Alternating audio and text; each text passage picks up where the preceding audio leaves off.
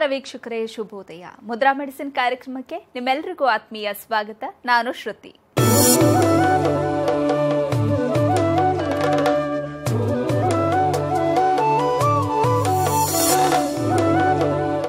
ಇವತ್ತಿನ ಮುದ್ರಾ ಮೆಡಿಸಿನ್ ಕಾರ್ಯಕ್ರಮವನ್ನು ನಡೆಸಿಕೊಡುವುದಕ್ಕೆ ಮುದ್ರಾ ಬ್ರಹ್ಮ, ಮುದ್ರಾ ರತ್ನ, ಮುದ್ರಾ ಶಿರೋಮಣಿ ಗುರೂಜಿ ಶ್ರೀ ಲಕ್ಷ್ಮೀ ಶ್ರೀನಿವಾಸ್ ರವರು ನಮ್ಮೊಂದಿಗಿದ್ದಾರೆ. ಗುರೂಜಿಯವರು ಕಂಪ್ಯೂಟರ್ ಸೈನ್ಸ್ನಲ್ಲಿ ಎಂಜಿನಿಯರಿಂಗ್ ಪದವಿ ಪಡೆದು ಎಂಎಸ್ ಕಂಪ್ಯೂಟರ್ ಸಾಫ್ಟ್ವೇರ್ನಲ್ಲಿ ಸ್ನಾತಕೋತ್ತರ ಪದವಿ ಪಡೆದು ಹಲವಾರು ಮಲ್ಟಿನ್ಯಾಷನಲ್ ಸಾಫ್ಟ್ವೇರ್ ಕಂಪನಿಗಳಲ್ಲಿ 26 ವರ್ಷ ಸತತವಾಗಿ ಸೇವೆಯನ್ನು ಸಲ್ಲಿಸಿದ್ದಾರೆ. ಗುರೂಜಿಯವರು ವೇದ ವಿಜ್ಞಾನ, ಜ್ಯೋತಿಷ್ಯ ಶಾಸ್ತ್ರ ಹಾಗೂ ಪುರಾತನ ಮುದ್ರಾ ಮಂತ್ರ ಯಂತ್ರ ತಂತ್ರಶಾಸ್ತ್ರಗಳಲ್ಲಿ ಸಂಶೋಧನೆಯನ್ನ ನಡೆಸಿ ಔಷಧಿ ರಹಿತ ಜೀವನವನ್ನ ನಡೆಸೋದು ಹೇಗೆ ಹಾಗೂ ಮನೆಗೊಬ್ಬ ವೈದ್ಯನಾಗೋದು ಹೇಗೆ ಅಂತ ತಿಳಿಸಿಕೊಡ್ತಾ ಬಂದಿದ್ದಾರೆ. ಇದಲ್ಲದೆ ಭೂತ, ಪ್ರೇತ, ಮಾಟ, ಮಂತ್ರ ತಂತ್ರಗಳ ಬಗ್ಗೆ ಸಂಶೋಧನೆಯನ್ನ ನಡೆಸಿ ಮನೆಗೊಬ್ಬ ಮಾಂತ್ರಿಕ ಮತ್ತು ತಾಂತ್ರಿಕನಾಗೋದು ಹೇಗೆ ಅಂತ ತಿಳಿಸಿಕೊಡ್ತಾ ಬಂದಿದ್ದಾರೆ. ಗುರೂಜಿಯವರು ಹಲವಾರು ಪುಸ್ತಕಗಳನ್ನು ಬರೆದು ಸಮಾಜಕ್ಕೆ ಜ್ಞಾನಾರ್ಜನೆ ಮಾಡಿದ್ದಾರೆ. ಸಮಾಜದ ಹಿತಕ್ಕಾಗಿ ಬೆಂಗಳೂರಿನಿಂದ ಸುಮಾರು 40 ಕಿಲೋಮೀಟರ್ ದೂರದಲ್ಲಿ ಉಚಿತ ಅನಾಥಾಶ್ರಮ, ವೃದ್ಧಾಶ್ರಮ ಹಾಗೂ ಮುದ್ರಾ ಮಂತ್ರ ತಂತ್ರ ಸಂಶೋಧನಾ ಕೇಂದ್ರವನ್ನ ಸ್ಥಾಪನೆ ಮಾಡ್ತಾ ಇದ್ದಾರೆ. ಗುರೂಜಿಯವರನ್ನ ನಿಮ್ಮೆಲ್ಲರ ಪರವಾಗಿ ಕಾರ್ಯಕ್ರಮಕ್ಕೆ ಸ್ವಾಗತಿಸ್ತಾ ಇದ್ದೇನೆ. ಗುರೂಜಿ ನಮಸ್ಕಾರ, ಕಾರ್ಯಕ್ರಮಕ್ಕೆ ಸ್ವಾಗತ. ಆತ್ಮೀಯ ವೀಕ್ಷಕ ಬಾಂಧವರಿಗೆಲ್ಲ ನಮಸ್ಕಾರ. ಗುರೂಜಿ, ಕೆಲವೊಂದು ಮನೆಗಳಲ್ಲಿ ಏನಂತ ಅಂದ್ರೆ ಮನೆಯಲ್ಲಿ ಶಾಂತಿ, ನೆಮ್ಮದಿ ಅನ್ನೋದೇ ಇರೋದಿಲ್ಲ. ಯಾವಾಗಲೂ ಜಗಳ, ಯಾವಾಗಲೂ ಕಿರಿಕಿರಿ, ಯಾವಾಗಲೂ ಏನಾದರೂ ಒಂದೊಂದು ಸಮಸ್ಯೆ, ಆರ್ಥಿಕ ಸಮಸ್ಯೆ ಆಗಿರ್ಬೋದು, ಬೇರೆ ಇನ್ನಿತರ ಸಮಸ್ಯೆಗಳು ಕಾಡ್ತಾನೆ ಇರುತ್ತೆ. ಮನೆಯಲ್ಲಿ ಶಾಂತಿ, ನೆಮ್ಮದಿ ಈ ರೀತಿ ಕಳೆದುಕೊಳ್ಳೋದು ಯಾವ ಕಾರಣದಕ್ಕಾಗಿ? ಇವತ್ತಿನ ಮಾಡರ್ನ್ ಲೈಫ್ನಲ್ಲಿ, ಈ ಒಂದು ಕಂಪ್ಯೂಟರ್ ಯುಗದಲ್ಲಿ ಯಾರೂ ಕೂಡ ನೆಮ್ಮದಿಯಾಗಿಲ್ಲ. ನೆಮ್ಮದಿಯಾಗಿರಬೇಕು ಅಂತ ಪ್ರಯತ್ನ ಪಟ್ಟರೆ ಮನೇಲಿ ಯಾರೋ ಒಬ್ಬರು, ಅಥವಾ ಆಫೀಸ್ನಲ್ಲಿ ಯಾರೋ ಒಬ್ಬರು, ಅಥವಾ ಬಿಸ್ನೆಸ್ಸಲ್ಲಿ ಯಾರೋ ಒಬ್ಬರು ಮನಸ್ಸನ್ನ ಹಾಳು ಮಾಡಿಬಿಡ್ತಾರೆ, ಮೈಂಡನ್ನ ಚೇಂಜ್ ಮಾಡಕ್ಕೆ ಬಿಡ್ತಾರೆ. ಶಾಂತಿ ಅನ್ನೋದು ನಮ್ಮಿಂದನೇ ಬರಬೇಕೇ ವಿನ ಅದೆಲ್ಲ ಮೆಡಿಕಲ್ ಸ್ಟೋರಲ್ಲಾಗಲಿ ಅಥವಾ ಮಾರ್ಕೆಟಲ್ಲಿ ಹೋಗಿ KG ಗಟ್ಟಲೆ ತರೋಂಥಕ್ಕಾಗಲ್ಲ. ಶಾಂತಿ ಮನೆಯಲ್ಲಿ ಶಾಂತಿ ನೆಲೆಸಬೇಕು, ಆಫೀಸಲ್ಲಿ ಶಾಂತಿ ನೆಲೆಸಬೇಕು, ವ್ಯಾಪಾರ ವ್ಯವಹಾರದಲ್ಲಿ ಶಾಂತಿಯಿಂದ ಕೆಲಸ ಆಗಬೇಕು ಅನ್ನೋದಾಗಿದ್ದರೆ ಒಂದು ಇಂಜೆಕ್ಷನ್ ತೊಗೊಳ್ಳೋದಾಗಲಿ, ಟ್ಯಾಬ್ಲೆಟ್ ತೊಗೊಳ್ಳೋದಾಗಲಿ, ಅಥವಾ ಒಂದು ಬಾಟ್ಲು ಗ್ಲುಕೋಸ್ ಹಾಕ್ಸ್ಕೊಳ್ಳೋದಾಗಲಿ ಆದರೆ ಬರೋಲ್ಲ. ಇವು ಸರ್ವೇ ಸಾಮಾನ್ಯವಾಗಿ ನಮ್ಮ ಮನೇಲಿ ಶಾಂತಿನೇ ಇಲ್ಲ ರೀ ಅಂತಾರೆ. ಅಯ್ಯೋ ಆಫೀಸ್ಗೆ ಯಾಕಪ್ಪ ಹೋಗ್ತೀನೋ ಅನ್ನಿಸ್ಬಿಟ್ಟಿದೆ, ಯಾಕಾದ್ರೂ ಬೆಳಗಾಗತ್ತಪ್ಪ, ಇವತ್ತು ಆಫೀಸ್ಗೆ ಹೋಗ್ಬೇಕಲ್ಲಪ್ಪ ಅಂತ ಏನೋ ಅಂತ ಕಷ್ಟಪಟ್ಟು ಹೋಗ್ತಾರೆ, ಇಷ್ಟಪಟ್ಟು ಹೋಗೋದಿಲ್ಲ. ಅಯ್ಯೋ ಆಫೀಸಲ್ಲೂ ಶಾಂತಿ ಇಲ್ಲ ನನಗೆ, ಮನೇಲೂ ಶಾಂತಿ ಇಲ್ಲ ಅಂತ ಕೆಲವರು ಹೇಳ್ತಾರೆ. ಕೆಲವರು ಮನೇಲೂ ಶಾಂತಿ ಇಲ್ಲ, ವ್ಯಾಪಾರದಲ್ಲೂ ಶಾಂತಿ ಇಲ್ಲ. ಮನೇಲೂ ಶಾಂತಿ ಇಲ್ಲ, ಅಂಗಡಿಗೆ ಹೋಗಿ ಕೂತ್ಕೊಂಡು ಬಿಸ್ನೆಸ್ ಮಾಡ್ತೀನಿ, ಅಲ್ಲೂ ಟೆನ್ಷನ್, ಅಲ್ಲೂ ಶಾಂತಿ ಇಲ್ಲ. ಇದು ಕಂಪ್ಲೇಂಟ್ ನಾವು ಸರ್ವೇ ಸಾಮಾನ್ಯ ಕೇಳ್ತಾ ಇರ್ತೀವಿ. ಮೊನ್ನೆ ಯಾರೋ ಒಬ್ಬರು ಬಂದುಬಿಟ್ಟು, ನೋಡಿ ನಾನು ದೊಡ್ಡ ಗ್ರೂಪ್ ಆಫ್ ಕಂಪ್ನಿ ನಡೆಸ್ತಾ ಇದ್ದೀನಿ, ವರ್ಷಕ್ಕೆಲ್ಲ ಒಂದು 30-40 ಕೋಟಿ ಟರ್ನ್ ಓವರ್ ಇದೆ, ಅವ್ರು ಏನೋ ಒಂಥರ ಟೆನ್ಷನ್, ನನಗೆ ಶಾಂತಿನೇ ಇಲ್ಲ, ಏನೋ ಒಂಥರ ರಿಸ್ಕಲ್ಲಿ ನಡೀತಾ ಇದೆ ನನ್ನ ಜೀವನ, ಅಲ್ಲೂ ಆಫೀಸಲ್ಲಿ ಒಂಥರ ಟೆನ್ಷನ್ನು, ಮನೆಗೆ ಹೋದ್ರೆ ಒಂಥರ ಟೆನ್ಷನ್ನು ಅಂತ ಅಂತಾರೆ. ಕೆಲವರು ಇದು ಬಿಸ್ನೆಸ್ ಮ್ಯಾನ್ಗಳದು. ಕೆಲವರು ಮನೆ ಒಳಗೆ ಏನು ಮಾಡಲ್ಲ, ರಿಟೈರ್ಡ್ ಆಗಿ ಕೂತಿರ್ತಾರೆ, ಅಥವಾ ಕೆಲವರು ರಿಟೈರ್ಡ್ ಆಗಿರೋ ಮನೇಲಿ ಇರ್ತಾರೆ, ಕೆಲವರು ಅವ್ರ ಜೊತೆಗೆ ಮಕ್ಕಳು ಮೊಮ್ಮಕ್ಕಳೆಲ್ಲ ಇರ್ತಾರೆ.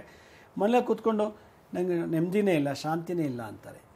ಏನು ಕಾಯಿಲೆ ಇಲ್ಲ ಅವ್ರಿಗೆ, ಏನು ಕೊರತೆ ಇಲ್ಲ, ಊಟಕ್ಕಿಲ್ಲ, ಬಟ್ಟೆ ಕೊರತೆ ಇಲ್ಲ, ಕಾರು ಬಂಗ್ಲೆ ಮನೆ ಯಾವುದಕ್ಕೂ ಕೊರತೆ ಇಲ್ಲ, ಆದರೆ ಶಾಂತಿ ಇಲ್ವಂತೆ. ಶಾಂತಿ ಇಲ್ಲ. ಹಾಗಾದ್ರೆ ಶಾಂತಿಯನ್ನು ಎಲ್ಲಿ ಸಿಗುತ್ತೆ, ಹೆಂಗೆ ತಗೊಳ್ಳೋದು? ಯಾರು ಸೇಲ್ ಮಾಡ್ತಾರಾ? ಇಲ್ಲ. ಶಾಂತಿ ಅನ್ನೋದು ನಮ್ಮ ಭಾವನಾತ್ಮಕವಾಗಿ ಬರುವಂಥ ಒಂದು ವಿಶೇಷವಾದಂಥ ನಡವಳಿಕೆ. It's an attitude.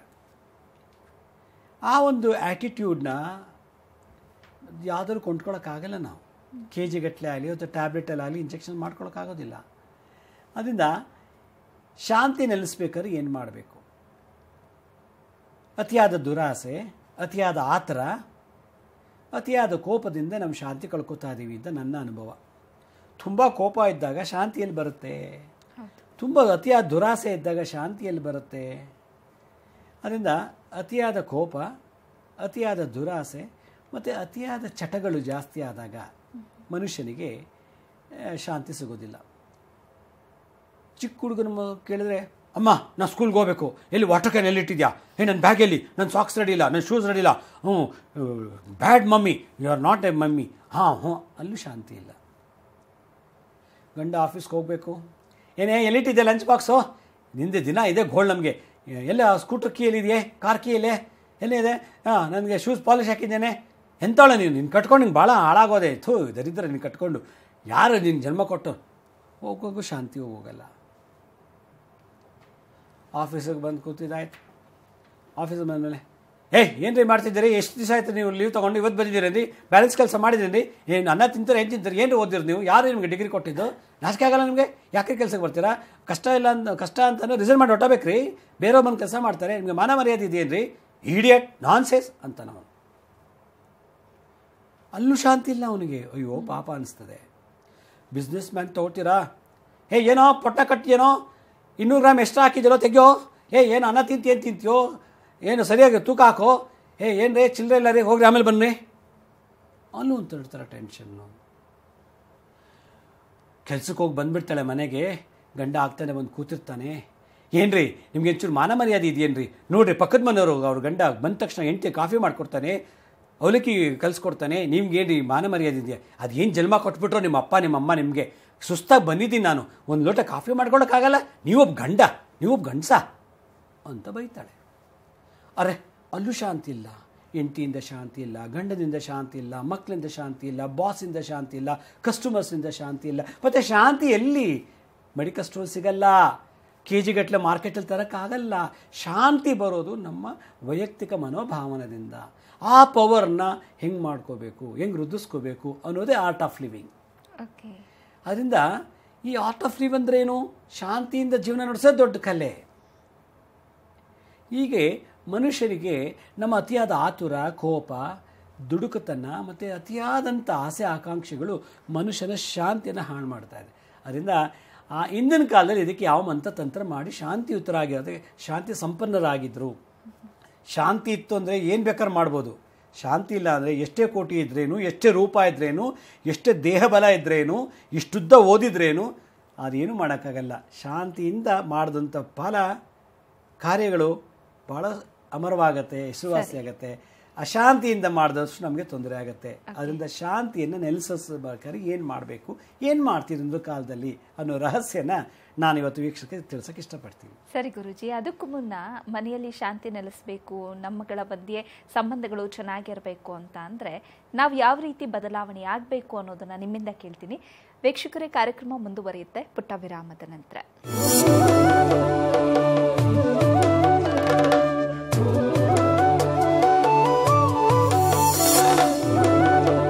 ವಿರಾಮದ ನಂತರ ಮುದ್ರಾ ಮೆಡಿಸಿನ್ ಕಾರ್ಯಕ್ರಮಕ್ಕೆ ಮತ್ತೊಮ್ಮೆ ಸ್ವಾಗತ.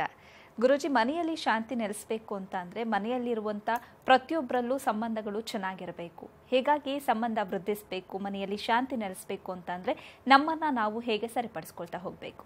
ನೋಡಿ, ಒಂದು ಸಂಸಾರ, ಒಂದು ಫ್ಯಾಮಿಲಿ ಅಂದಾಗ ಫ್ಯಾಮಿಲಿಯಲ್ಲಿ ಗಂಡ ಹೆಂಡತಿ, ಅಪ್ಪ ಅಮ್ಮ, ಮಕ್ಕಳು, ಅಣ್ಣ ತಂಗಿ ಎಲ್ಲ ಇರ್ತಾರೆ. ಅದರಿಂದ ನಾವು ಒಬ್ರನ್ನೊಬ್ಬರನ್ನ ಇವ್ರು ಹೇಗೆ ಹೆಂಗಿರ್ತಾರೆ ಅನ್ನೋದನ್ನು ಅರ್ಥ ಮಾಡ್ಕೊಳ್ಳೋದು ಕಲ್ತ್ಕೋಬೇಕು.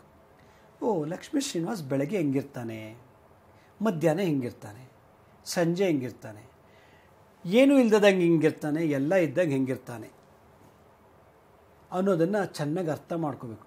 ಇದಕ್ಕೆ ಏನು ಹೇಳ್ತಾರೆ, ಮೈಂಡ್ ರೀಡಿಂಗ್ ಅಂತ ಕರೀತಾರೆ. ಮನಸ್ಸನ್ನು ಓದೋದನ್ನು ಕಲಿಬೇಕು. ಲಕ್ಷ್ಮೀ ಶ್ರೀನಿವಾಸ್ 10 ರೂಪಾಯಿ ಇದ್ದಂಗೆ ಹೆಂಗಿರ್ತಾನೆ, 10 ಕೋಟಿ ಇದ್ದಂಗೆ ಹೆಂಗಿರ್ತಾನೆ. 10 ರೂಪಾಯಿ ಇದ್ದಾಗಲೂ ಹಾಗೇ ಇರಬೇಕು, 10 ಕೋಟಿ ಇದ್ದಾಗಲೂ ಆಗಲೇ ಇರಬೇಕು. ಅದಕ್ಕೆ ಕಾನ್ಸ್ಟೆಂಟ್ ಮೆಂಟ್ಯಾಲಿಟಿ ಅಂತಾರೆ. ಆಗ 10 ರೂಪಾಯಿ ಇದ್ದಾಗ ಏನೋ ಅಂತ ಇದ್ದಾಗ 10 ಕೋಟಿ, ಹೋಗ್ರಯ್ಯ ನೀವ್ಯಾ ಲೆಕ್ಕ ನನಗೆ, ನಾನು 10 ಕೋಟಿ ರೂಪಾಯಿ ಶ್ರೀಮಂತ, ನಾನು ಜುಜುಬಿ ನೀನು ಅನ್ನೋಂಗಿಲ್ಲ. 10 ರೂಪಾಯಿ ಇದ್ದಾಗಲೂ 10 ಕೋಟಿ ಇದ್ದಾಗಲೂ ಅದೇ ಮನುಷ್ಯತ್ವ ಇರಬೇಕು. ಊಟ ಮಾಡಿದಾಗಲೂ ಊಟ ಮಾಡಲಿಲ್ಲ ಅನ್ನೋ ಅದೇ ಮನುಷ್ಯತ್ವ ಇರಬೇಕು. ಗುಡಿಸಲಿದ್ದಾಗೂ ಅರಮನೆಯಲ್ಲಿದ್ದಾಗಲೂ ಅದೇ ಮನುಷ್ಯತ್ವ ಇರಬೇಕು. ಆಗ ಶಾಂತಿ ಅವನಿಂದ ಯಾವಾಗಲೂ ಓಡಾಡುತ್ತೆ. ನಾನು ಆಗಲೇ ಹೇಳ್ತಾ ಇದ್ದೆ, ಅತಿಯಾದ ಆಸೆ ಶಾಂತಿನ ಹಾಳು ಮಾಡುತ್ತೆ. ಅತಿಯಾದ ಆತುರ, ಅತಿಯಾದ ಕೋಪ, ಅತಿಯಾದ ಅಹಂಕಾರ, ಅತಿಯಾದ ದುರಹಂಕಾರ, ಈಗೋ ನಾನೇನ್ರ ಕಮ್ಮಿ ನಿಮಗಿಂತ, ಏನು ನಾವು ಸುಮ್ಮನೆ ಬಂದುಬಿಟ್ನಾ, ನಮ್ಮಪ್ಪ ನಿಮ್ಗೆ ಕೊಟ್ಟಿಲ್ವಾ 5 ಲಕ್ಷ ವರದಕ್ಷಿಣೆ, ಏನು ಸುಮ್ಮನೆ ಬಂದುಬಿಟ್ನಾ, ತಾಲಿ ಕಟ್ಟೋದು ಯಾಕೆ ಹೇಳು, 5 ಲಕ್ಷ ತೊಗೊಂಡು ಮಾಡಿಕೊಡೋ ಕೊಡೋ, ಈಗೋ ಶಾಂತಿಯಲ್ಲಿ ಬರುತ್ತೆ. ಅಯ್ಯೋ ನಮ್ಮಪ್ಪ ಹೇಳ್ಕೊಂಡೆ ಈ ಹುಡುಗಿ ಬೇಡ ಮದುವೆ ಮಾಡ್ಕೊಳ್ಳೋದಂಗೆ ಇಷ್ಟ ಇಲ್ಲ, ಅಯ್ಯೋ ಶ್ರೀಮಂತ ಮನೆ ಹುಡುಗಿ ಮದುವೆ ಮಾಡ್ಕೊಳ್ಳೋ ಅಂತೇಳಿ ಮಾಡಿಸ್ಬಿಟ್ರು ನಮ್ಮಪ್ಪ, ಈಗ ನೋಡು ಇವಳು ಮದುವೆ ಮಾಡ್ಕೊಂಡು ನನಗೆ ಶಾಂತಿನೇ ಇಲ್ಲ ಅಂತೇಳಿ ಇವನು ಅವಳ ಮೇಲೆ ದಬ್ಬಾಳಿಕೆ. ಅಲ್ಲಿಗೆ ಶಾಂತಿ ಇಲ್ಲ. ಇಲ್ಲಿ ಏನಾಗುತ್ತೆ, ಬೇರೂರು ಬಿಟ್ಟಿದೆ. ಇದು ನಂದು, ಇದು ಅವ್ರದ್ದು, ಇದು ಹಿಂಗೆ ಇರಬೇಕು ಅಂತ ನಾವು ಚೌಕಟ್ಟು ಹಾಕೊಂಡ್ಬಿಟ್ಟಿದ್ವಿ, ಬಾರ್ಡರ್ ಹಾಕೊಂಡ್ಬಿಟ್ಟಿರೋದ್ರಿಂದ ಶಾಂತಿ ಬರೋಕ್ಕೆ ಸಾಧ್ಯನೇ ಇಲ್ಲ. ಅಯ್ಯೋ ಆ ಕಂಪ್ನಿಲಂಗೆ 25,000 ಸಂಬಳ ಕೊಡ್ತಿದ್ರು, ಇಲ್ಲಿ 30,000 ಕೊಡ್ತಂತೆ ಬಂದು ಚೇಂಜ್ ಮಾಡಿದೆ, ನೋಡಿದ್ರೆ ಈ ಬಾಸ್ ಹಿಂಗೆ ಮಾಡ್ತಾನಲ್ಲ, ಹೀಗೆ ಮಾಡ್ತಾನಲ್ಲ, ಬೈತಾನಲ್ಲ, ನಾನು ಎಷ್ಟೇ ಕೆಲಸ ಮಾಡಿದ್ರು ಬಾಸ್ ಬೈತಾನೆ, ಒಂದು ಲೀವ್ ಅಪ್ಲೈ ಮಾಡೋಕ್ಕೆ ಬಿಡಲ್ಲ, ರಜೆ ತೊಗೊಳಕ್ಕೆ ಬಿಡಲ್ಲ. ಅಲ್ಲಿಗೆ ಕಂಪೇರ್ ಮಾಡಿಬಿಡ್ತೀವಿ, ಇವಳು ಶ್ರೀಮಂತ ಮನೆ ಮಗಳು, ಇವಳು ಬಡವ್ರ ಮನೆ ಮಗಳು, ಇವನು ಶ್ರೀಮಂತ ಮನೆ ಹುಡುಗ, ಬಡ ಮನೆ ಹುಡುಗ, ಅವನು ಅಲ್ಲಿ ಆ ಸ್ಯಾಲ್ರಿ ಚೆನ್ನಾಗಿತ್ತು, ಇಲ್ಲಿ ಈ ಸ್ಯಾಲ್ರಿ ಚೆನ್ನಾಗಿ ಕಂಪೇರ್ ಮಾಡ್ಕೊಂಬಿಟ್ಟು ನಾವೇನು ಮಾಡ್ತೀವಿ, ಮ್ಯಾಚ್ ಮಾಡಿಬಿಟ್ಟು ಆ ಗ್ಯಾಪ್ ಬರುತ್ತಲ್ಲ, ಆ ಡಿಫ್ರೆನ್ಸ್ನ ತುಂಬಕ್ಕೆ ಏನು ಮಾಡ್ತೀವಿ, ಕೋಪ ತೋರಿಸ್ಕೊಳ್ತೀವಿ, ಅಹಂಕಾರದ ಮಾತಾಡ್ತೀವಿ, ದುರಾಸೆ ಸೃಷ್ಟಿಯಾಗುತ್ತೆ. ಆಗಿರೋ ಆ ಲಾಸ್ನ ಕಾಂಪೋಸೇಟ್ ಮಾಡ್ಕೊಳ್ಳೋಕ್ಕೆ, ಆಗಿರೋ ಲಾಸ್ನ ಭರ್ತಿ ಮಾಡ್ಕೊಳ್ಳೋಕ್ಕೆ ನಮ್ಮ ಸಬ್ಕಾನ್ಷಿಯಸ್ ಮೈಂಡ್ ಯಾವಾಗಲೂ ಆತ್ರದಲ್ಲಿ ಇರ್ತದೆ, ಏನಾದ್ರು ಹೇಳು, ಏನಾದ್ರು ಮಾಡಿಬಿಡು ಅಂತೇಳಿ.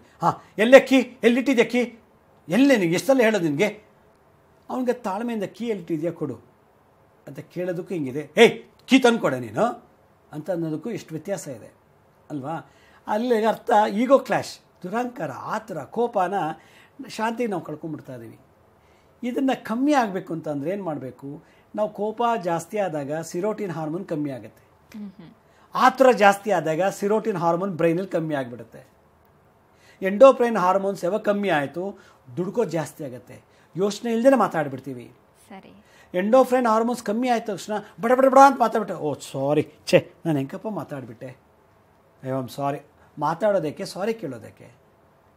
ಈ ಎಂಡೋಕ್ರೈನ್ ಹಾರ್ಮೋನ್ಸ್ ಕಮ್ಮಿ ಆದಾಗ ದುಡುಕು ಮಾತಾಡ್ತೀವಿ, ಸೆರೋಟಿನ್ ಹಾರ್ಮೋನ್ಸ್ ಕಮ್ಮಿ ಆದಾಗ ಸ್ಟ್ರೆಸ್ ಆಗುತ್ತೆ ಬಾಡಿಗೆ, ಸಿಕ್ಕದಲ್ಲೇ ಬಿಸಾಕ್ಬಿಡ್ತೀವಿ. ಆಕ್ಸಿಟೋಸಿನ್ ಏನಾದ್ರು ಕಮ್ಮಿ ಆದಾಗ ನಡುಕ ಶುರುವಾಗ್ಬಿಡುತ್ತೆ. ಡೊಪಮೈನ್ ಅನ್ನೋ ಹಾರ್ಮೋನ್ಸ್ ಏನಾದ್ರು ಕಮ್ಮಿ ಆದಾಗ ಇದ್ದಕ್ಕಿದ್ದಾಗ ಸಿವಿಯರಿಂಗ್ ಜೊತೆಗೆ ಕಣ್ಮಂಜಾಗೋದು ಎಲ್ಲ ಆಗಿಬಿಡುತ್ತೆ. ಅವಾಗ ನಂಗೆ ಏನು ಬೇಡಪ್ಪ, ಒಂದು ಲೋಟ ನೀರು ಕೊಟ್ರಪ್ಪ, ಅಥವಾ ಏನೋ ಒಂಚೂರು ಬಾಯಿಗೆ ಹಾಕ್ರಪ್ಪ ಅನ್ನೋ ಮಟ್ಟಿಗೆ ಬಂದುಬಿಡ್ತೀವಿ. ಹಾಗೆ ಈ ಶಾಂತಿ ಮನೆಯಲ್ಲಿ ಮಕ್ಕಳಿಂದ ಸಿಗದೇ ಇರ್ಬೋದು, ಹೆಂಡತಿಯಿಂದನೇ ಸಿಗದೇ ಇರ್ಬೋದು, ಗಂಡನಿಂದನೇ ಸಿಗದೇ ಇರ್ಬೋದು, ಆಫೀಸಲ್ಲಿ ಬಾಸಿಂದನೇ ಸಿಗದೇ ಇರ್ಬೋದು, ಕೊಲೀಗ್ಸಿಂದ ಸಿಗದೇ ಇರ್ಬೋದು, ವ್ಯಾಪಾರದಲ್ಲೇ ಆಗಲಿ, ಯಾವುದೇ ಕ್ಷೇತ್ರದಲ್ಲೇ ಆಗಲಿ ಶಾಂತಿ ಯಾರೂ ಕೊಡೋಕ್ಕಾಗಲ್ಲ. ಶಾಂತಿಯನ್ನು ಬೆಳೆಸ್ಕೋಬೇಕು. ಹಾಗಾದರೆ ನಾವು ಯಾವಾಗಲೂ ನಗುತ್ತಾ ಸ್ಮೈಲ್ ಮಾಡಿಕೊಂಡು ಆರಾಮಾಗಿ ನಾವು ನಗಾಡಿ ಇನ್ನೊಬ್ಬರು ನಗಿಸ್ಬೇಕು ಅಂದಾಗಲೇ ಶಾಂತಿ ಸಿಗೋದು. ಹಾಗಾದರೆ ಆ ಶಾಂತಿಯನ್ನು ಪಡಿಬೇಕಾದ್ರೆ ಏನು ಮಾಡಬೇಕು ಅನ್ನೋದನ್ನು ಒಂದು ದೊಡ್ಡ ಕಲೆ, ಅದು ಇಟ್ಸ್ ಅ ನಾಟ್. ಹಾಗಾದರೆ ಆ ಶಾಂತಿಯನ್ನು ಪಡಿಬೇಕು ಅಂದರೆ ಇಂದಿನ ಕಾಲದಲ್ಲಿ ಗುರುಕುಲದಲ್ಲ ಮಕ್ಕಳುಗಳಿಗೆ ಗುರುಗಳು ಆಗಿನ ಕಾಲದಲ್ಲಿ ಕೋಪ ಆಗಬಾರ್ದು, ದುಡುಕು ಮಾತಾಡಬಾರ್ದು, ದುರಾಸೆಯಿಂದ ಬದುಕಬಾರ್ದು ಅನ್ನೋದಾಗಿದ್ದರೆ ನಮ್ಮಲ್ಲಿರ್ತಕ್ಕಂಥ ಏನು ಅಹಂಕಾರ, ಕೋಪ, ಕಂಪೇರ್ ಮಾಡೋದು, ಆ ಕಂಪ್ನಿ ಸ್ಯಾಲರಿ ಚೆನ್ನಾಗೈತೆ, ಈ ಕಂಪ್ನಿ ಕೊಟ್ಟನಲ್ಲ, ಆ ಬಾಸ್ ಚೆನ್ನಾಗಿದೆ, ಈ ಬಾಸ್ ಚೆನ್ನಾಗಿಲ್ಲ ಅಂತ ಕಂಪೇರ್ ಮಾಡೋದು, ಅವಳನ್ನ ಮದುವೆ ಮಾಡ್ಕೊಂಡ್ರೆ ಚೆನ್ನಾಗೈತೆ, ಇವಳು ಮದುವೆ ಮಾಡ್ಕೊಂಡ್ಬಿಟ್ಟನಲ್ಲ ಅಂತ, ಅವನನ್ನು ಮದುವೆ ಮಾಡ್ಕೊಂಡ್ರೆ ಚೆನ್ನಾಗೈತೆ, ಇವನು ಮದುವೆ ಮಾಡ್ಕೊಂಡು ಕಂಪೇರ್ ಮಾಡಬಾರ್ದು. ಹೀಗೆ ಕಂಪೇರ್ ಮಾಡೋಕ್ಕೆ ಶುರು ಮಾಡಿದ್ರೆ ನಮ್ಗೆ ಶಾಂತಿ ಕಮ್ಮಿ ಆಗ್ತಾ ಹೊಟ್ಟೋಗುತ್ತದು. ಅವಾಗೇನಾಗುತ್ತೆ, ನಮ್ಗೆ ಎಷ್ಟೇ ಕೋಟಿ ದುಡ್ಡಿದ್ರು ಕೂಡ ನಮಗೆ ಅಂಡರ್ಸ್ಟ್ಯಾಂಡಿಂಗ್ ಇರಲ್ಲ ಇಬ್ಬರಲ್ಲೂ. ಬಿಸ್ನೆಸ್ಸಲ್ಲಿ ಅಂಡರ್ಸ್ಟ್ಯಾಂಡಿಂಗ್ ಇಲ್ಲ, ಆಫೀಸಲ್ಲಿ ಅಂಡರ್ಸ್ಟ್ಯಾಂಡಿಂಗ್ ಇಲ್ಲ, ಗಂಡ ಹೆಂಡತಿ ಅಂಡರ್ಸ್ಟ್ಯಾಂಡಿಂಗ್ ಇಲ್ಲ, ಮಕ್ಕಳಲ್ಲಿ ಅಂಡರ್ಸ್ಟ್ಯಾಂಡಿಂಗ್ ಇಲ್ಲ. ಹೀಗೆ ಆ ಶಾಂತಿಯನ್ನು ಬೆಳೆಸೋಕ್ಕೋಸ್ಕರ ಇಂದಿನ ಕಾಲದ ಋಷಿಮುನಿಗಳು ಹುಡುಗರಿಗೆ ಆಗಿನ ಕಾಲದಲ್ಲಿ ಅತಿಯಾದ ಕೋಪ, ಅತಿಯಾದ ಆತುರ ಮತ್ತು ಅತಿಯಾದ ಆಸೆಗಳನ್ನು ಬಿಡಬೇಕು ಅಂದರೆ ಏನು ಮಂತ್ರತಂತ್ರಗಳು ಮಾಡ್ತಾಯಿದ್ರು. ಆಗ ಅವರು ಎಲ್ಲೆಲ್ಲೂ ಶಾಂತಿ ನೆಲೆಸಿ ಶಾಂತಿಯಿಂದ ಎಲ್ಲ ಗೆಲ್ತಾಯಿದ್ರು, ಅಶಾಂತಿಯಿಂದ ಎಲ್ಲ ಕಳ್ಕೊಳ್ತಾಯಿದ್ರು ಅನ್ನೋದನ್ನು ತೋರಿಸ್ಕೊಟ್ಟಿದ್ರು ನಮ್ಮ ಹಿಂದಿನ ಕಾಲದ ವೇದ ವಿಜ್ಞಾನ ಕಾಲದಲ್ಲಿ. ಅದು ಏನು ಅಂತ ನಾನು ಆಮೇಲೆ ತಿಳಿಸ್ಕೊಡ್ತೀನಿ. ಓಕೆ ಗುರೂಜಿ, ಅಂದರೆ ನೀವು ಹೇಳ್ತಾ ಇದ್ರಿ ಶಾಂತಿ ಬೇರೆಲ್ಲೂ ಸಿಕ್ಕೋದಿಲ್ಲ, ಮೆಡಿಕಲ್ ಶಾಪಲ್ಲಿ ದುಡ್ಡು ಕೊಟ್ಟು ಕೊಂಡ್ಕೊಳ್ಳೋದಕ್ಕಾಗಲ್ಲ, ಶಾಂತಿ ನಮ್ಮಲ್ಲೇ ಇರುತ್ತೆ. ಸಮಾಧಾನವಾಗಿ ಮಾತಾಡಿ ಸಂಬಂಧಗಳು ಚೆನ್ನಾಗಿದ್ದಂಥ ಸಂದರ್ಭದಲ್ಲಿ ಮನೆಯಲ್ಲಿ ಶಾಂತಿ ನೆಲೆಸುತ್ತೆ ಅನ್ನೋದನ್ನು, ಇದೆಲ್ಲವೂ ಕೂಡ ಮನಸ್ಸಿನ ಮೇಲೆ ಡಿಪೆಂಡ್ ಆಗಿರುತ್ತೆ. ಹಾಗಾಗಿ ಮನಸ್ಸನ್ನು ಸ್ಥಿರತೆಯಿಂದ ಇಟ್ಕೊಂಡು ಬಂದಿದ್ದೆಲ್ಲವನ್ನು ಸಮಾಧಾನದಿಂದ ಸ್ವೀಕರಿಸೋದು ಹೇಗೆ, ಇದಕ್ಕಿರುವಂಥ ಪರಿಹಾರಗಳು ಏನೇನು ಅನ್ನೋದನ್ನು ನಿಮ್ಮಿಂದ ಕೇಳ್ತೀನಿ. ವೀಕ್ಷಕರೇ, ಮುದ್ರಾ ಮೆಡಿಸಿನ್ ಕಾರ್ಯಕ್ರಮದಲ್ಲಿ ಪುಟ್ಟ ವಿರಾಮ.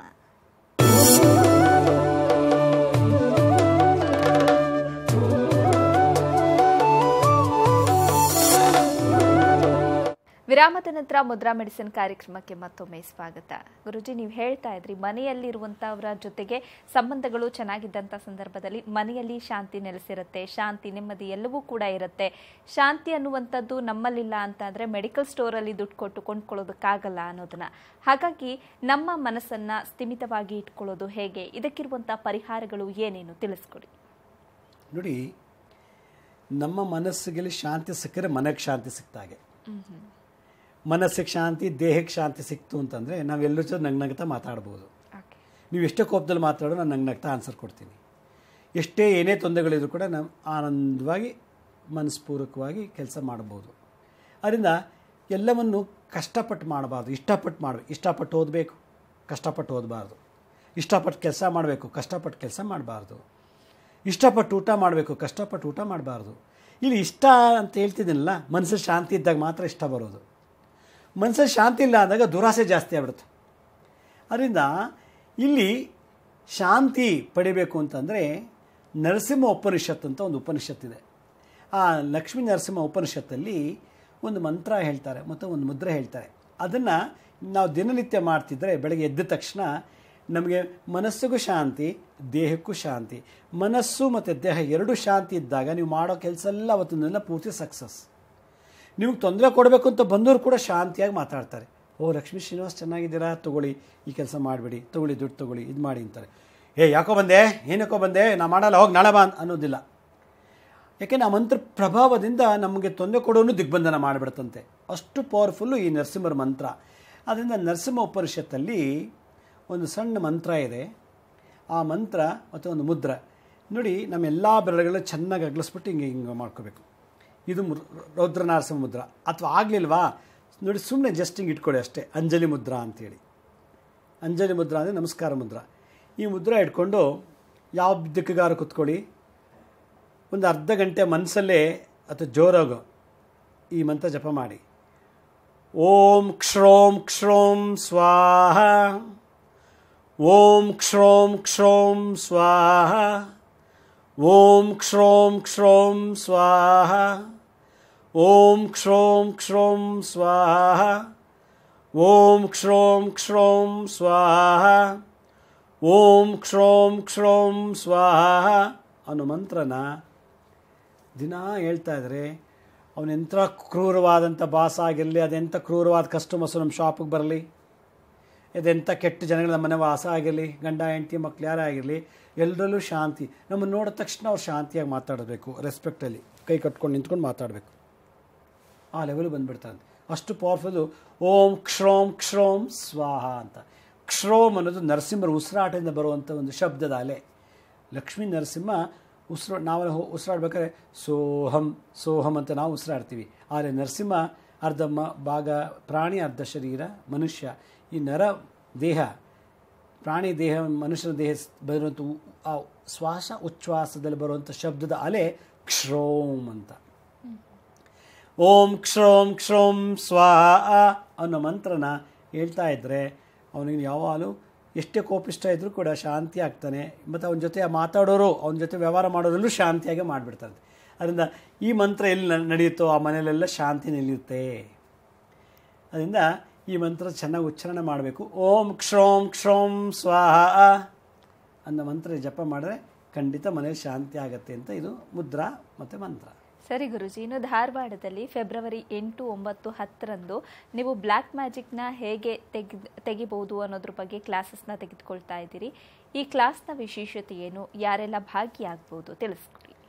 ನೋಡಿ, ಫೆಬ್ರವರಿ 8, 9, 10ನೇ ತಾರೀಕು 3 ದಿವಸ ಧಾರವಾಡದಲ್ಲಿ ನಾನು ಈ ಬ್ಲ್ಯಾಕ್ ಮ್ಯಾಜಿಕ್ ತೆಗೆಯೋದು ಹೆಂಗೆ ಅನ್ನೋ ಕ್ಲಾಸ್ ಮಾಡ್ತಾಯಿದ್ದೀನಿ. ಅದೂ ಅಥರ್ವಣ ವೇದದ ಆಧಾರದ ಮೇಲೆ ಮತ್ತು ಮಾಡರ್ನ್ ಹ್ಯೂಮನ್ ಅನಾಟಮಿ ಮತ್ತು ಫಿಸಿಯೋಲಜಿನ ಆಧಾರವಾಗಿ ಇಟ್ಕೊಂಡು ಬ್ಲ್ಯಾಕ್ ಮ್ಯಾಜಿಕ್ ಅಂದ್ರೇನು, ಬ್ಲ್ಯಾಕ್ ಮ್ಯಾಜಿಕ್ ಎಲ್ಲೆಲ್ಲಿ ಹೋಗಿ ಮಾಡ್ತಾರೆ, ಯಾವ್ಯಾವ ವೆರೈಟಿಲಿ ಬ್ಲ್ಯಾಕ್ ಮ್ಯಾಜಿಕ್ ಮಾಡಿಸ್ತಾರೆ, ಎಲ್ಲೆಲ್ಲಿ ಮಾಡ್ತಾರೆ. ಬ್ರೈನಿಗೆ ಮಾಡ್ಬೋದು, ಬಾಡಿಗೆ ಮಾಡ್ಬೋದು, ಬ್ರೈನು ಬಾಡಿ ಎರಡೂ ಸೇರಿಸಿ ಮಾಡ್ಬೋದು. ಮನೆ ಬಿಟ್ಟು ಹೋಗೋಂಗೆ ಮಾಡಿಬಿಡ್ತಾರೆ, ಮಾಟ ಮಂತ್ರ ಮಾಡಿ. ಕಣ್ಣು ಹೋಗೋಂಗೆ ಮಾಡ್ತಾರೆ, ಕೈಕಾಲು ಸೇದು ಹೋಗೋಂಗೆ ಮಾಡ್ತಾರೆ. ಮತ್ತು ಬಿಸ್ನೆಸ್ ಆಗಬಾರ್ದು, ಮದುವೆ ಆಗಬಾರ್ದು, ಮಕ್ಕಳಾಗಬಾರ್ದು, ಓದಬಾರ್ದು, ರೋಗ ಬಾಧೆ, ಶತ್ರು ಬಾಧೆ, ಆಸ್ತಿ ಪಾಸ್ತಿಗಳು ನಷ್ಟ ಆಗೋಂಗೆಲ್ಲ ಮಾಟ ಮಾಡಿಬಿಡ್ತಾರೆ. ಇದಕ್ಕಿದ್ದಾಗೆ ಮನೆಯೇ ಮಹಾಮಾರಿ ಪ್ರಯೋಗ ಮಾಡಿ ಮನೆ ಮಂದಿಲ್ಲ ಹಂಗಾಗಿ ಆಕ್ಸಿಡೆಂಟ್ ಆಗಿ ಸತ್ತೋಗಬೇಕು, ಅವರವರೇ ನೇಣು ಹಾಕೊಂಡು ಸತ್ತೋಗಬೇಕು. ಆ ಲೆವೆಲ್ ಮಾಟ ಮಂತ್ರ ತಂತ್ರಗಳನ್ನು ಮಾಡ್ತಾರೆ. ಅದರಿಂದ ಇವತ್ತು ಸಮಾಜದಲ್ಲಿ ಒಳ್ಳೆಯ ಕೆಲಸಕ್ಕಿಂತ ಕೆಟ್ಟ ಕೆಲಸಗಳು ಜಾಸ್ತಿ ಆಗ್ತದೆ ಈ ಬ್ಲ್ಯಾಕ್ ಮ್ಯಾಜಿಕ್. ಅದರಿಂದ ಮನೆಗೊಬ್ಬ ಮಾಂತ್ರಿಕ, ಮನೆಗೊಬ್ಬ ತಾಂತ್ರಿಕನಿರಬೇಕು ಅನ್ನೋ ಒಂದು ಆದೇಶದ ಆಧಾರದ ಮೇಲೆ ನಾನು ಫೆಬ್ರವರಿ 8, 9, 10ನೇ ತಾರೀಕು ಧಾರವಾಡದಲ್ಲಿ ಈ 3 ದಿನದ ವರ್ಕ್ಶಾಪಲ್ಲಿ ಮಂತ್ರ ದೀಕ್ಷೆ, ತಾಂತ್ರಿಕ ದೀಕ್ಷೆ, ಶಾಸ್ತ್ರೋಕ್ತವಾಗಿ ದೀಕ್ಷೆ ಕೊಟ್ಟು ಈ ವಿದ್ಯೆ ಕಲಿಸ್ತಾ ಇದ್ದೀನಿ. ಅದರಲ್ಲಿ ವಿಶೇಷವಾಗಿ ಮರ್ಮ ವಿದ್ಯೆ ಕೂಡ ಹೇಳ್ಕೊಡ್ತಾ ಇದ್ದೀನಿ. ಅದರಲ್ಲಿ ಹೇಗೆ ನಮ್ಮ ಶಾಪಗಳು, ಪೂರ್ವಜನ್ಮದ ಶಾಪ, ವಂಶದಲ್ಲಿ ಬಂದಂಥ ಶಾಪಗಳು, ಈ ಜನ್ಮದಲ್ಲಿ ಮಾಡಿದಂಥ ಮಹಾಪಾಪಗಳು, ನಮ್ಮ ಗೋತ್ರಜರು ಮಾಡಿದಂಥ ಮಹಾಪಾಪಗಳು, ಮಾಟ ಮಂತ್ರ, ದೃಷ್ಟಿದೋಷಗಳು ಮತ್ತು ದುಷ್ಟಶಕ್ತಿಗಳ ಬಾಧೆ, ಭೂತ ಪ್ರೇತ ಪಿಶಾಚಿಗಳ ಬಾಧೆಗಳೆಲ್ಲ ನಮ್ಮ ಮರ್ಮ ಪಾಯಿಂಟಿಗೆ ಬಂದು ಸೆಟ್ಲಾಗುತ್ತೆ. ಎಲ್ಲೆಲ್ಲಿ ಹೆಂಗೆ ಪತ್ತೆ ಹಚ್ಚಬೇಕು, ಅದು ತೆಗೆಯೋದು ಹೇಗೆ ಅನ್ನೋದನ್ನು ನಾನು ಈ 3 ದಿನ ವರ್ಕ್ಶಾಪಲ್ಲಿ ಅಡ್ವಾನ್ಸ್ಡಾಗಿ ಹೇಳ್ಕೊಡ್ತಾ ಇದ್ದೀನಿ. ಇದು ಭಾಳ ವಿಶೇಷವಾದದ್ದು. ಇಡೀ ವರ್ಲ್ಡಲ್ಲಿ ಯಾವ ಸ್ಕೂಲ್ಸು, ಕಾಲೇಜು, ಯೂನಿವರ್ಸಿಟಿಲಿ ಇದನ್ನು ಯಾರೂ ಹೇಳ್ಕೊಡಲ್ಲ. ಅಕಸ್ಮಾತ್ ವಿದ್ವಾಂಸ ಕೂಡ ಈ ವಿದ್ಯೆ ಹೇಳ್ಕೊಡೋಕ್ಕೆ ಇಷ್ಟಪಡೋದಿಲ್ಲ. ಅದರಿಂದ ಮುಂದಿನ ಜನ್ರೇಷನಲ್ಲಿ ಹೋಗ್ತಾ ಹೋಗ್ತೀನಿ 2 ವರ್ಷ ಆದಮೇಲೆ ಎಲ್ಲ ಊರು, ಎಲ್ಲ ದೇಶದಲ್ಲೂ ಬ್ಲ್ಯಾಕ್ ಮ್ಯಾಜಿಕ್ ಜಾಸ್ತಿ ಆಗುತ್ತೆ. ಯಾಕೆಂದರೆ ಮನುಷ್ಯನಿಗೆ ಆಸೆ ಜಾಸ್ತಿ ಆದಷ್ಟು, ದ್ವೇಷಗಳು ಜಾಸ್ತಿ ಆದಷ್ಟು ಬ್ಲ್ಯಾಕ್ ಮ್ಯಾಜಿಕ್ ಮಾಡೋಕ್ಕೆ ಶುರು ಮಾಡ್ತಾನೆ. ಹೀಗಾಗಿ 50-100 ರೂಪಾಯಿಗೆಲ್ಲ ಬ್ಲ್ಯಾಕ್ ಮ್ಯಾಜಿಕ್ ಮಾಡ್ತಾರೆ. ಹೀಗಾಗಿ ಬ್ಲ್ಯಾಕ್ ಮ್ಯಾಜಿಕ್ ಮಾಡಿ ವಂಶ ಹಾಳಾಗೋಂಗೆ ಮಾಡ್ತಾರೆ, ಅಂಗಹೀನತೆ ಬರೋಂಗೆ ಮಾಡ್ತಾರೆ, ಬುದ್ಧಿಭ್ರಮಣೆ ಆಗೋಂಗೆ ಮಾಡ್ತಾರೆ. ಅದರಿಂದ ಈ ಡಾಕ್ಟ್ರುಗಳು ಕ್ಯೂರ್ ಮಾಡೋಕ್ಕಾಗಲ್ಲ. ಇಂಥ ಬ್ಲ್ಯಾಕ್ ಮ್ಯಾಜಿಕಲ್ಲಿ ಬಂದಂಥ ದೋಷಗಳನ್ನ ಡಾಕ್ಟ್ರು ಪತ್ತೆ ಹಚ್ಚೋಕ್ಕಾಗಲ್ಲ, ಕ್ಯೂರ್ ಮಾಡೋಕ್ಕಾಗಲ್ಲ. ಜ್ಯೋತಿಷ್ಯದಲ್ಲೂ ಕೂಡ ಮಾಡೋಕ್ಕಾಗೋದಿಲ್ಲ. ಮುಳ್ಳಲ್ಲೇ ತೆಗಿಬೇಕು. ಅದರಿಂದ ಇಂಥ ವಿದ್ಯೆಯಿಂದ ನಾವು ಸಫರ್ ಪಡ್ತಿದ್ರೆ ಅದೇ ವಿದ್ಯೆ ನಾವು ತೆಗೆಯೋದು ಹೇಗೆ ಅನ್ನೋದನ್ನು ನಾನು 3 ದಿನದ ವರ್ಕ್ಶಾಪನ್ನು ಧಾರವಾಡದಲ್ಲಿ ಮಾಡ್ತಾಯಿದ್ದೀನಿ. ಆಸಕ್ತಿ ಇರುವಂಥವರು ನಮ್ಮ ಟಿ ವಿ ಬರೋ ನಂಬರ್ಗೆ ಕರೆ ಮಾಡಿ, ಕೇವಲ ಬರೀ 100 ಜನಕ್ಕೆ ಮಾತ್ರ ನಾವು ದೀಕ್ಷೆ ಕೊಡೋದು. ಆಸಕ್ತಿ ಇರೋರು ರಿಸರ್ವ್ ಮಾಡ್ಬೋದು. ಏಕೆಂದರೆ ಈ ವಿದ್ಯೆ ಕಲಿತಷ್ಟು ಒಳ್ಳೆಯದು. ನಾಳೆ ನಮಗೇನಾದ್ರು ತೊಂದರೆ ಆದರೆ ನಾವೇ ಪರಿಹರಿಸ್ಕೋಬೋದು. ನಮ್ಮ ಮಕ್ಕಳು ಮೊಮ್ಮಕ್ಕಳಿಗಾರೆ ನಾವೇ ಅದನ್ನು ಪರಿಹಾರ ಮಾಡ್ಬೋದು. ಇಲ್ಲಾಂದರೆ ಲಕ್ಷಾಂತರ ರೂಪಾಯಿ ಬ್ಲ್ಯಾಕ್ ಮ್ಯಾಜಿಕ್ ತೆಗಿಯೋರಿಗೆ ಕೊಡಬೇಕಾಗತ್ತೆ. ಮಾಂತ್ರಿಕರಿಗೆ ಸಣ್ಣ ಪುಟ್ಟಕ್ಕೆಲ್ಲ 20-30 ಸಾವಿರ ರೂಪಾಯಿ ಚಾರ್ಜ್ ಮಾಡ್ತಾರೆ. ಡಾಕ್ಟ್ರಿಗೆ ಲಕ್ಷಾಂತರ ರೂಪಾಯಿ ಸುರಿತಾರೆ. ಬ್ಲ್ಯಾಕ್ ಮ್ಯಾಜಿಕ್ ತೆಗಿಯೋರಿಗೆ ಸಾವಿರಾರು ರೂಪಾಯಿ ದುಡ್ಡು ಕೊಟ್ಟು ಖರ್ಚು ಮಾಡ್ತಾ ಇದ್ದಾರೆ. ಆದರೂ ಅವ್ರಿಗೆ ಪರಿಹಾರ ಸಿಕ್ಕಿಲ್ಲ. ಅದು ನಿಮಗೆ ದೀಕ್ಷೆ ಆಗಿಬಿಟ್ರೆ, ನೀವೇ ಕಲ್ತ್ಕೊಂಡ್ಬಿಟ್ರೆ, ಅದಕ್ಕೆ ದೀಕ್ಷೆ ಆದವ್ರಿಗೆ ಇವೆಲ್ಲ ತಟ್ಟೋದಿಲ್ಲ. ಒಂದು ದೀಕ್ಷೆ ಆಗಿದ್ದು ನೀವು ಕಲ್ತಿದ್ರೆ ನೀವೇ ಎಲ್ಲರಿಗೂ ತೆಗಿಬೋದಲ್ಲ. ಹೀಗಾಗಿ ಈ ಒಂದು ಯೋಜನೆಯನ್ನು ನಾನು ಇಡೀ ಪ್ರತಿಯೊಬ್ಬರ ಮನೇಲಿ ಒಬ್ಬ ಮಾಂತ್ರಿಕ ತಾಂತ್ರಿಕ ಇದ್ದಷ್ಟು ಒಳ್ಳೆಯದು. ಯಾಕೆಂದರೆ ಎಷ್ಟೊಂದು ಆಸ್ಪತ್ರೆಗೆ ಹಾಕೋದು, ಎಷ್ಟೊಂದು ಬ್ಲ್ಯಾಕ್ ಮ್ಯಾಜಿಕ್ ತೆಗಿಯೋರಿಗೆ ದುಡ್ಡು ಕೊಡೋದು. ಒಂದು ಸುಮ್ಮನೆ ಬಂದು ಪೂಜೆ ಮಾಡಿ ಅದೇನೋ ಮಂತ್ರ ಹೊಡೆದು ತಾಯ್ತ ಹಾಕಿ ಹೊಡೆದು ಹೋಗೋಕ್ಕೆ 20,000-30,000 ರೂಪಾಯಿ ಚಾರ್ಜ್ ಮಾಡ್ತಿದ್ದಾರೆ. ಅದು ಬದಲು ಇದು ಕಲ್ತ್ಕೊಂಡ್ರೆ ನೀವೆಲ್ಲ ಮಾಡ್ಕೋಬೋದಲ್ಲ.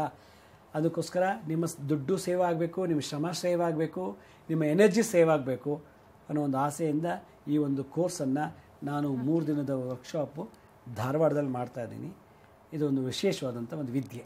ಓಕೆ ಗುರೂಜಿ, ಮನೆಯಲ್ಲಿ ಶಾಂತಿ ನೆಮ್ಮದಿ ಇಲ್ಲದೆ ಇದ್ದಂಥವರು ಮನೆಯಲ್ಲಿ ಶಾಂತಿಯನ್ನು ನೆಲೆಸ್ಕೊಳ್ಳೋದು ಹೇಗೆ ಅನ್ನೋದನ್ನು ನಮ್ಮ ವೀಕ್ಷಕರಿಗೆ ತಿಳಿಸ್ಕೊಟ್ರಿ. ಧನ್ಯವಾದ. ಸಾಯಿರಾಮ್. ವೀಕ್ಷಕರೇ, ಗುರೂಜಿಯವರು ಹೇಳಿದ ಹಾಗೆ ಫೆಬ್ರವರಿ 8, 9, 10ರಂದು ಧಾರವಾಡದಲ್ಲಿ ಬ್ಲ್ಯಾಕ್ ಮ್ಯಾಜಿಕ್ ಬಗ್ಗೆ ಕ್ಲಾಸಸ್ ನಡೀತಾ ಇದೆ. ಇದರಲ್ಲಿ ನೀವು ಕೂಡ ಭಾಗಿಯಾಗಬಹುದು. ಕಾರ್ಯಕ್ರಮದ ಕೊನೆಯಲ್ಲಿ ಗುರೂಜಿಯವರ ಕಚೇರಿಯ ವಿಳಾಸ ಹಾಗೆ ದೂರವಾಣಿ ಸಂಖ್ಯೆಗಳು ಬರುತ್ತೆ, ನೋಟ್ ಮಾಡ್ಕೊಳ್ಳಿ ಅಂತ ಹೇಳ್ತಾ ಇವತ್ತಿನ ಕಾರ್ಯಕ್ರಮವನ್ನು ಮುಗಿಸ್ತಾ ಇದ್ದೀನಿ. ನೋಡ್ತಾ ಇರಿ ಸರಳ ಜೀವನ, ಇದು ಮನುಕುಲದ ಒಳಿತಿಗಾಗಿ.